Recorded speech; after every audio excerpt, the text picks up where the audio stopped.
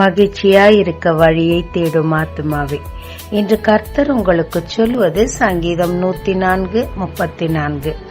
நான் அவரை தியானிக்கும் தியானம் இனிதாயிருக்கும், நான் கர்த்தருக்குள் மகிழ்வேன். தாவீது தன்னை கர்த்தருக்குள் திடப்படுத்திக் கொண்டார் என்று வேதம் சொல்லுகிறது. அதை எப்படி செய்தார் என்று இந்த அதிகாரத்தில் சொல்லுகிறார். 1ஆம் வசனம் கடைசி வசனத்தில் தன் ஆத்மாவுக்கு தானே கவுன்சிலிங் கொடுக்கிறார். தேவனுடைய அதிசயமான கிரியைகளை பிரச்சனையின் மத்தியில் அவர் தியானிக்கும் போது அவர் இருதயம் மகிழ்ந்து ஒரு நம்பிக்கையும் பிறக்குதுங்க. ஆமாங்க, பிரச்சனையின் மத்தியில் போகும்போது மற்றவங்கள்ட்ட போய் புலம்புவதால் எந்த பிரயோஜனமும் அல்ல.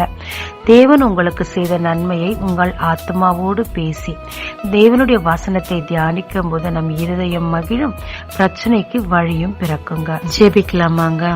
தேவனின் பிரச்சனையின் மத்தியிலும் உம்மை தியானித்து வசனத்தின் மூலம் மகிழ்ச்சியை பெற்றனுபவிக்க கற்றுத்தாரும். இயேசு மூலம் பிதாவே, ஆமென்.